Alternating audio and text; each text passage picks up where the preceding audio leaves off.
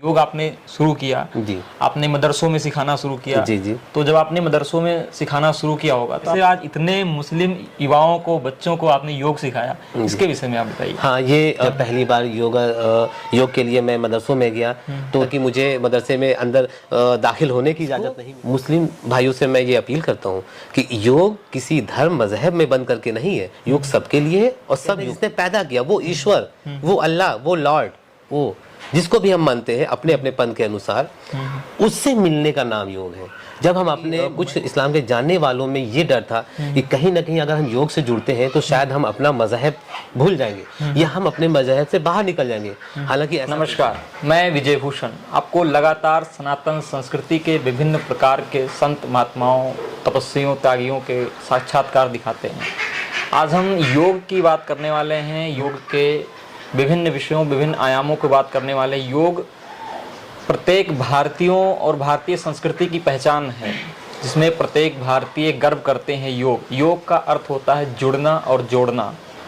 तो आज हम योग के विषय में है। एक योग के पुरोधा हैं जिनका नाम है डॉक्टर तौसीफ अहमद जी, जिन्होंने मौलवियों को भी योग करा दिया, मदरसों के जो बच्चे होते हैं उनको भी इन्होंने योग कराने का काम किया है। एक प्रकार से बहुत ही चैलेंजिंग काम था। इस चैलेंजिंग काम को इन्होंने एक बहुत ही सहज तरीके से घर घर योग पहुंचाने का काम किया है। तो आइए इनसे ही बात करते हैं। डॉक्टर साहब नमस्कार। नमस्कार। डॉक्टर साहब, सबसे पहले तो आपका हम स्वागत करते हैं कि आपने इतना टाइम निकाला और हमसे बातचीत करने के लिए आपने समय दिया, तो उसके लिए बहुत बहुत धन्यवाद करते हैं आपका। डॉक्टर साहब, सबसे पहले हम आपका परिचय जानना चाहेंगे कि आपका परिचय क्या है। मेरा नाम मित्रों डॉक्टर तौसीफ अहमद और मैं मूलतः बहराइच का निवासी हूँ, मोहल्ला गुलाम अलीपुरा। मेरे पिताजी एक स्कूल अध्यापक थे, मेरे बाबा एक किसान थे, किसान परिवार में पला बढ़ा, मुस्लिम परिवार में। मैंने अपने समाज में मैंने देखा क्या कमियां हैं, किन चीज़ों पे काम करना है। जैसे जैसे मैं बड़ा हुआ उनको इंगित करता रहा। नहीं बताया तो ये जो आपकी योग की यात्रा शुरू हुई जी जी, वो आपने कहाँ से शुरू किया और आपको प्रेरणा कैसे मिली कि हमें योग करना चाहिए? क्योंकि आप मुस्लिम धर्म से ताल्लुक़ रखते हैं और कहते हैं कि जब मुस्लिम में ये चीज़ बिल्कुल बैन है कि नहीं करना है, आपको फतवा जारी हो जाएगा, इसका भी डर होता है कि हमारे जो मौलवी हैं वो क्या कहेंगे। और आप भी, क्योंकि आप भी परंपराएं होती हैं, उन परंपराओं को छोड़कर आप योग में आए, तो ये शुरुआत कहाँ से और कैसे हुई? हाँ, ये एक बहुत ही दिलचस्प कहानी है। एक मित्र के माध्यम से मुझे जानकारी मिली और हरिद्वार देव संस्कृति विश्वविद्यालय जाने का अवसर प्राप्त हुआ। जब मैं वहाँ पहुँचा तो वहाँ पे मैंने देखा कि वाकई सीखने के लिए बहुत कुछ है। एक बिल्कुल पुरसुकून माहौल वहाँ पे मैंने देखा, पहाड़ों के बीच बिल्कुल कुदरत का और पहाड़ों का और इंसानी ज़िंदगी का जो तालमेल मैंने देखा। और वहाँ पे हमारे इंडियन कल्चर को जब मैंने देखा और पढ़ा, समझने की मैंने कोशिश की। मैं शांति कुंज भी गया, वहाँ पे सबसे ज़्यादा मुझे जिस चीज़ ने मुझे मुतासिर किया वो आचार्य पंडित श्री राम शर्मा जी के विचार जब मैंने देखे, वहाँ पे लिखे हुए स्लोगन देखे, तो मुझे लगा कि कहीं ना कहीं ये अलग नहीं है, क्योंकि जो तालीम हमारा इस्लाम देता आया है उनसे मिलता जुलता ही मुझे वो लगा। मुझे अपनापन लगा, कहीं से मुझे वो गैरियत वाला माहौल नहीं था। मतलब आप उसी चीज ने मुझे एक खिंचाव पैदा किया। जो आपने वहाँ चीजें देखी तो आपको आपके इस्लाम से मिलती जुलती चीजें देखी वहाँ, तो वहाँ से आप उसे आकर्षित हुए। तो वो मुझे अपनत्व वाला लगा, मुझे अपनापन लगा वहाँ से। और वो एक खिंचाव था कि मैं फिर गुरुजी से मैं जुड़ता चला गया, उनके विचारों को पढ़ा, उनके ख्यालात जो किताबात होती हैं, और लोगों से मिला। और वो वहाँ के लोगों का जो हमने देखा, जो व्यवहार था, जो उनका सुलूक था, बहुत अच्छा, बहुत प्यारा, जो तालीम इस्लाम देता आया है कि अच्छे बनो, सच्चे बनो, दूसरों का भला करो, सबका कल्याण हो, जैसे है विश्व कुटुंबकम की जो भावना मैंने वहाँ देखी। इस चीज ने मुझे बहुत ज्यादा उधर खिंचाव पैदा किया और मैं उससे जुड़ता चला गया। और कब मैं उनका हो गया, वो मेरे हो गए, मैं इसके बारे में बता नहीं पाऊंगा। अच्छा। लेकिन आज मैं गर्व से और फख्र से कहता हूँ, मैं एक अच्छा हिंदुस्तानी, सच्चा हिंदुस्तानी बनने की कोशिश करता हूँ। और ऊपर वाला मुझसे जितना लोगों की भलाई के लिए जो भी काम ले वो मैं अपना पूरा वक्त उसके लिए मैं निछावर करने को तैयार हूँ। मेरी यही इच्छा रहती है, यही मेरी ख्वाहिश रहती है कि मैं दूसरों के कितना काम आ सकता हूँ। योग के क्षेत्र में जैसे आपने बताया कि योग के क्षेत्र में जुड़ाव जब मेरा हुआ तो भारतीय हमारी पौराणिक कथाओं में शिव जी को आदि योगी कहा गया है। आदि योगी, हाँ। हमारे हिंदू जो कैलेंडर है, भारतीय कैलेंडर है, उसमें हमारी जो ग्रीष्म संक्रांति के बाद में जो दूसरी पूर्णिमा पड़ती है उसको गुरु पूर्णिमा कहते हैं। और मैंने जब उसके बारे में पढ़ा तो कहा जाता है कि उसी दिन से लॉर्ड शिव ने लोगों को, जो बचे हुए शेष मानव जाति थी, उनको योग का ज्ञान देना शुरू किया था।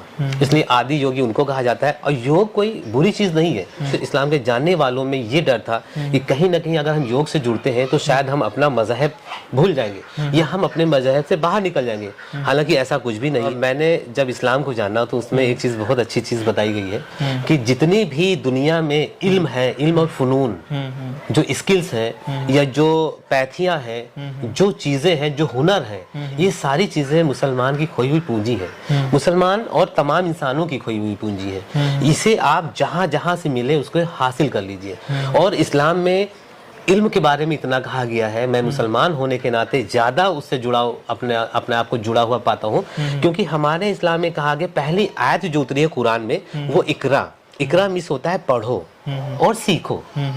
तो सीखना जब हमारा कुरान हमको बताता है तो हम क्यों पीछे रहे किसी चीज से। दूसरी चीज ये है कि इल्म के बारे में एक हदीस भी है, हम जिनको फॉलो करते हैं हुजूर सल्लल्लाहु अलैहि वसल्लम को, उनका ये बयान है, सारे मुसलमानों को मानना चाहिए। उनका ये बयान है कि इल्म हासिल करो, तुम्हारे ऊपर फर्ज है। उसके लिए गोया तुम्हें चीन तक जाना पड़े। चीन का वहां पे मिसाल इसलिए ली गई कि उन दिनों अरब से चीन की दूरियां बहुत थी और दुश्वारियां भी बहुत थी। वो सफर जो था, पहाड़, नदियां, पैदल रास्ता हुआ करता। तो उन्होंने एक मिसाल दी कि चाहे जितनी कठिनाई आपको लेना पड़े, आप वहां तक पहुंचो, सीखो। तो ये एक इल्म है, अच्छी चीज है, सेहत देती है। योग जुड़ाव का नाम है। योग इंसान के दिमाग और जिस्म और रूह को एक करके उसके मालिक के हकीकी और राज़िक से और खालिक से, खालिक कहते हैं जिसने पैदा किया, वो ईश्वर, वो अल्लाह, वो लॉर्ड, वो जिसको भी हम मानते हैं अपने अपने पंथ के अनुसार, उससे मिलने का नाम योग है। जब हम अपने मन को, अपने जिस्म को, अपनी रूह को, जिसको कहते हैं मन, शरीर, मानसिक रूप से, शारीरिक रूप से और आध्यात्मिक रूप से, जब अपने आप को कंट्रोल करके, एकाग्रता लेकर के और उस ईश्वर से जब मिलन होता है तो उसको योग कहते हैं। योग हमें जोड़ता है, अच्छी चीजें सिखाता है। आज की रोजमर्रा की जिंदगी में मैं जब देखता हूँ तो किसी को हाई बीपी है, किसी को शुगर हुआ जा रहा है, किसी को कोई परेशानी है, कोई अपेंडिक्स हुआ जा रहा है। तो तमाम ऐसी बीमारियां हैं। रोजमर्रा की जिंदगी हमने इतनी खराब कर रखी है कि हमारी जो कुदरत से हमने जो तालमेल जो है गलत कर रखा है, उसका ये नतीजा है कि हम आज बीमार और बहुत खराब सेहत के हैं। और योग करके योग क्या होता है, हमें दिमागी और जिस्मानी और रूहानी सेहत देती है और सुकून देती है। इसलिए हर किसी को योग सीखना चाहिए। योग को एक हिंदू धर्म से मत जोड़िए, वो तो हमारा एक कल्चर है, एक ऐसा कल्चर जिसको आज पूरी दुनिया अपना रही है। तो इसको मुस्लिम भाइयों से मैं ये अपील करता हूँ कि योग किसी धर्म मजहब में बंद करके नहीं है, योग सबके लिए है और सब योग के लिए। आपने कहा कि एक इल्म है, सीखना चाहिए। योग आपने शुरू किया जी, आपने मदरसों में सिखाना शुरू किया जी जी। तो जब आपने मदरसों में सिखाना शुरू किया होगा तो आपने कहाँ से, किस मदरसे से शुरू किया जी, और क्या क्या आपको दुविधा हुई, क्या क्या परेशानियां आई? क्योंकि ये तो बिल्कुल स्वाभाविक सी बात है कि आप मुस्लिम धर्म में थे तो आपको कठिनाइयां तो आना स्वाभाविक था। तो आपने उसको कैसे हैंडल किया और कैसे इसे दूर किया और कैसे आज इतने मुस्लिम युवाओं को, बच्चों को आपने योग सिखाया, इसके विषय में आप बताइए। हाँ, ये मेरे ख्याल से अगर ये सवाल आप ना करते तो शायद एक बहुत अहम कड़ी छूट जाती। हाँ। मेरे विषय से कठिनाइयां तो बहुत हुई, क्योंकि एज ए मुस्लिम होने के नाते योग, जैसे कि बाकी सभी धर्मों के लोगों ने तो उसको अपनाया, लेकिन मुसलमान पंथ में, मुस्लिम पंथ में कहीं ना कहीं कुछ ऐसी गलतफहमियां भी थी कि शायद कुछ ऐसी चीजें हैं जिनको कहने से हमारा हम इस्लाम से बाहर हो जाएंगे। हालांकि ऐसा नहीं है। योग एक वर्जिश है, एक कसरत है। आज वो मौलवी मौलाना, आज हमारे वो मुस्लिम भाई जो कहते हैं कि योग मुसलमान को नहीं करना चाहिए, लेकिन जब डॉक्टर उनको लिखता है, जब उनको सर्वाइकल हो जाता है, जब उनको वो हो जाए, अपेंडिक्स हो जाता है, और जो उनको साइटिका हो जाता है और तमाम ऐसी बीमारियां हो जाती हैं, जब जोड़ों का दर्द होता है, तब वो फिजियोथेरेपिस्ट के पास जाते हैं और वो उनसे वही चीज करवाता है, वही थेरेपी देता है, वही कसरत करवाता है जो योग में, अगर वो योग करते तो आज वो नौबत ना आती।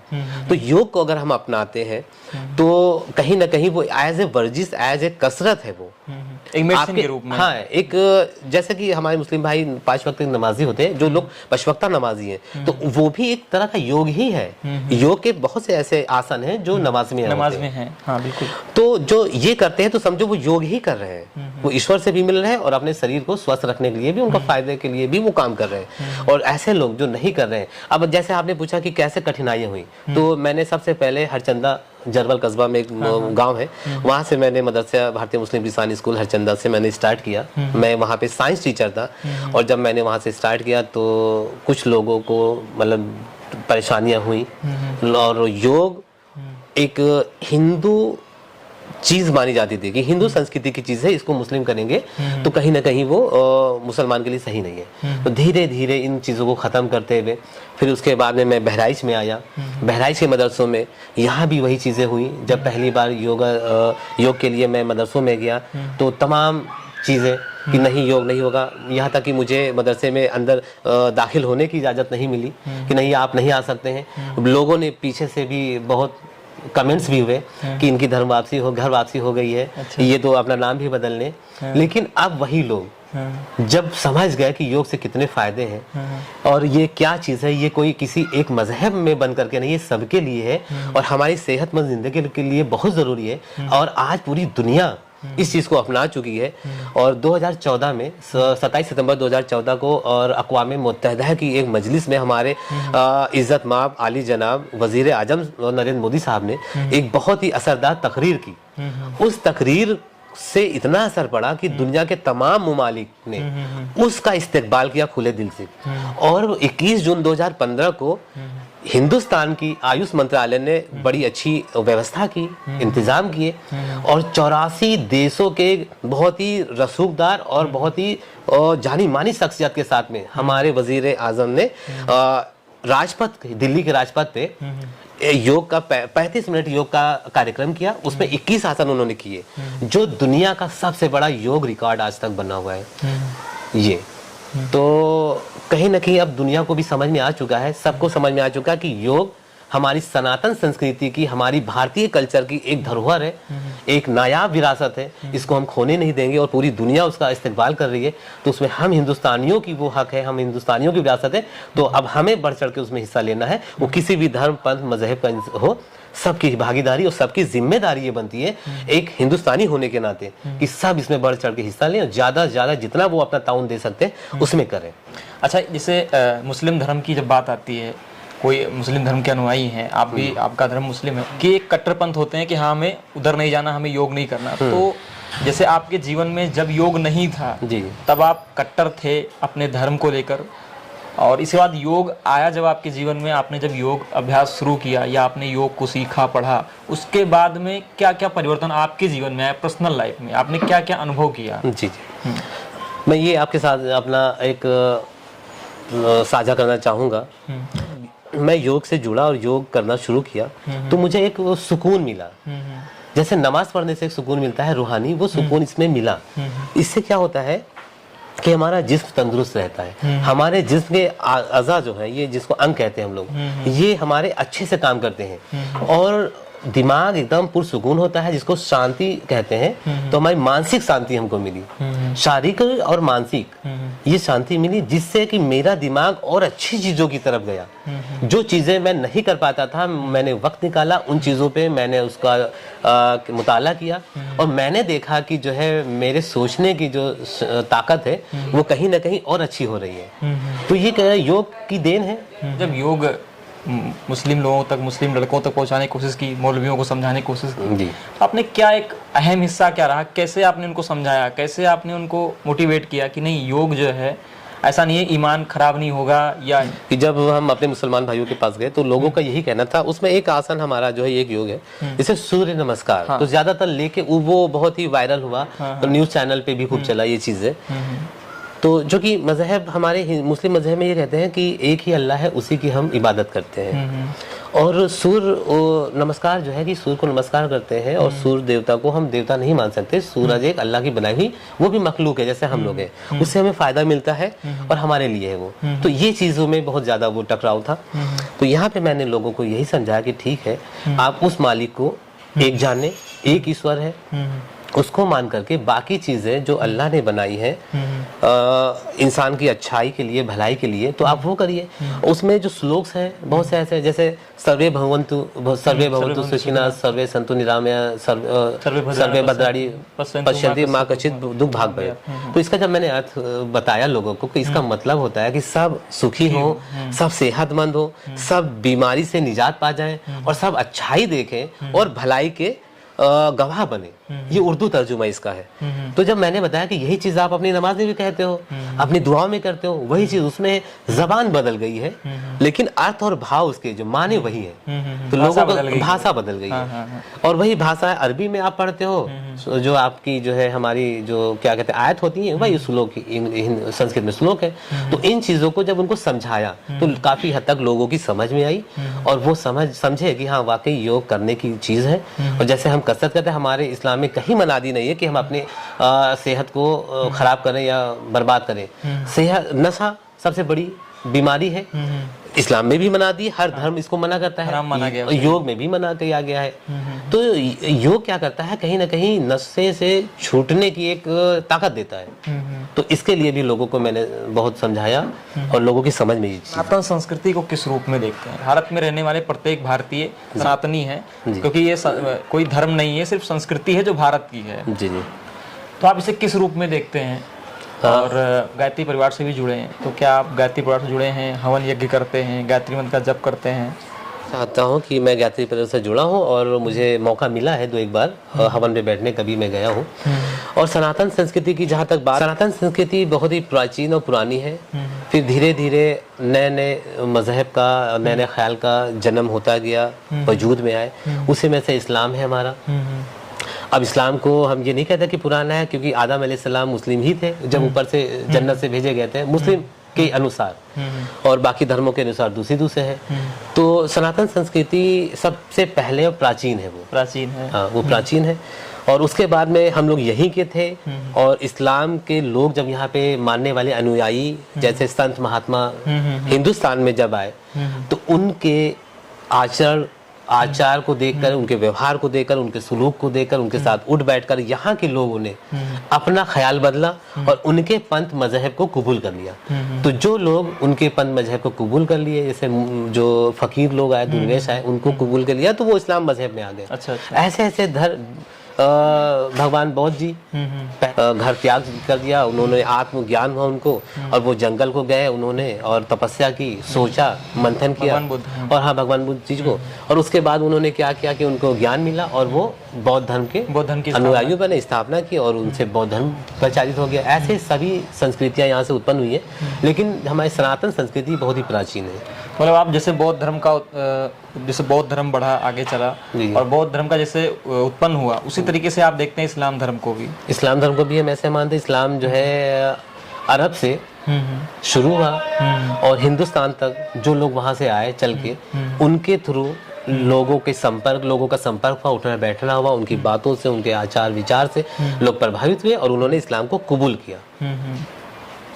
गायत्री मंत्र का जप करते हैं? जी जी, हाँ, हम गायत्री मंत्र का जप करते हैं। जब कभी अवसर मिलता है, कभी जाते हैं गायत्री परिवार में, तो वहाँ पे जो चीज होता है तो मैं भी करता हूँ।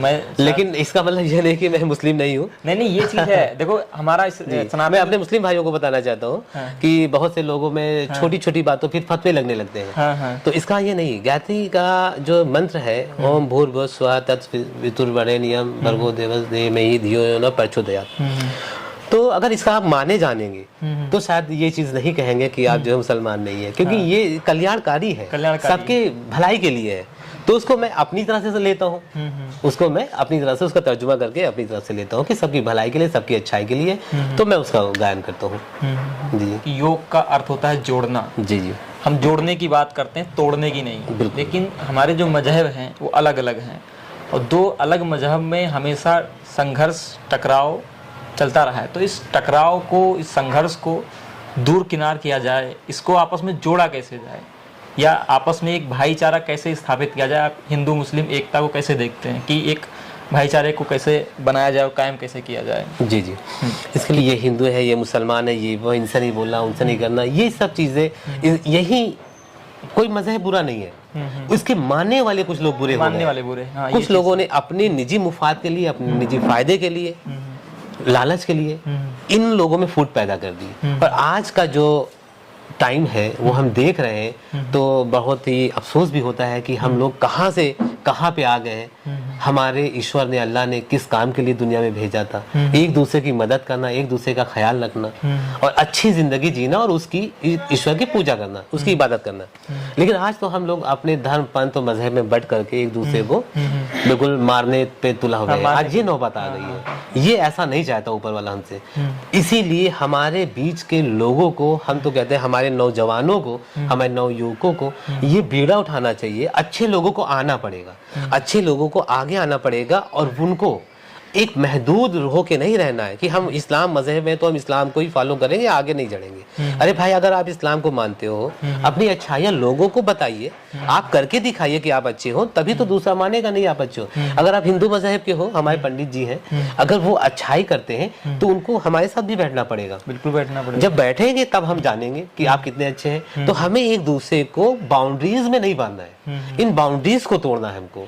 हमें सबके जो भी धार्मिक और कल्चरल जो प्रोग्राम होते हैं उनमें आने जाने की ज़रूरत है। उनमें जब आएंगे और एक दूसरे को समझेंगे, एक दूसरे को साझा करेंगे, तभी ये जो नफरत की दीवार है ये टूटेगी। और इसको तोड़ने की बहुत ज़रूरत है। एक दूसरे को जब हम बैठेंगे साथ में, जब उनके प्रोग्राम में जाएंगे, जब उनके साथ रहेंगे, उनका कुछ समय व्यतीत करेंगे, तब जान पाएंगे कि हमारी अच्छाइयाँ आप जानेंगे, आपकी अच्छाइयाँ हम जानेंगे। इसकी आवश्यकता है। नहीं, आपने वही सवाल हमारा है कि आप योग करते हैं, योग करवाते हैं, जी जी, मदरसा टीचर यूनियन बोर्ड के आप प्रदेश उपाध्यक्ष हैं, तो आप जो मुस्लिम समुदाय के लोग हैं, आप उन्हें क्या संदेश देना चाहते हैं? योग के विषय को लेकर क्या संदेश देना चाहते हैं, क्या अपील करना चाहते हैं? जी, मैं अपने मुस्लिम भाइयों से एक दरख्वास्त करता हूँ कि अपने जितने भी टीचर हैं मदारिस अरबिया के, कि आप लोग, अब तो खैर हमारे यहाँ रजिस्ट्रार महोदय का एक आर्डर भी आया हुआ है कि योग में बढ़ चढ़ के हिस्सा लें। आप लोगों से ये है कि योग एक नारा है, करो योग रहो निरोग, यानी योग करके आप सेहतमंद रहिए, बीमारियों को दूर भगाइए। तो योग आपकी ही चीज़ है, आपकी विरासत है, आप इसको अपनाइए और योग करके आप अपने जिस्मानी और रूहानी और दिमागी ताकत को बढ़ाइए और अपने जिस्म को मजबूत करिए, सोचने की ताकत को आप वसी करिए, बढ़ाइए और अपने जिस्म को मजबूत बना करके जितना भी है वो वक्त और कुव्वत इस मुल्क की तरक्की में लगाइए और अपने घर परिवार को खुशहाल, अपने पास पड़ोस को खुशहाल बनाइए और सबके लिए भलाई की दुआ करिए। मैं ये चाहता हूँ कि आप बढ़ चढ़ के इसमें हिस्सा लीजिए। ये कहीं से भी ऐसा नहीं है कि आपके मजहब से आपको बाहर कर देगा, ये आप ही की चीज़ है, आप इसको अपना लीजिए। ये मेरी दिली ख्वाहिश है और अपील है आप लोगों से कि आप इसको अपनाइए। बहुत बहुत धन्यवाद डॉक्टर साहब, आपने इतना समय निकाला आपने और हमसे बातचीत करी। दर्शकों, आपने देखा ये डॉक्टर तौसीफ अहमद जी थे जो कि मुस्लिम धर्म से आते हैं। इन्होंने योग को अपनाया और योग को मुस्लिम समुदाय के हर घर तक पहुंचाने का प्रयास किया। तो इनकी पूरी इस जर्नी को आप देखिए और कैसा लगा, इनका योग के विषय में क्या अनुभव है, क्या विचार है, पूरी देखिए, कमेंट करके हमें ज़रूर बताइए। और आपके लिए ऐसे ही विभिन्न प्रकार के वीडियोज़ हम लेके आते रहेंगे। नमस्कार, धन्यवाद।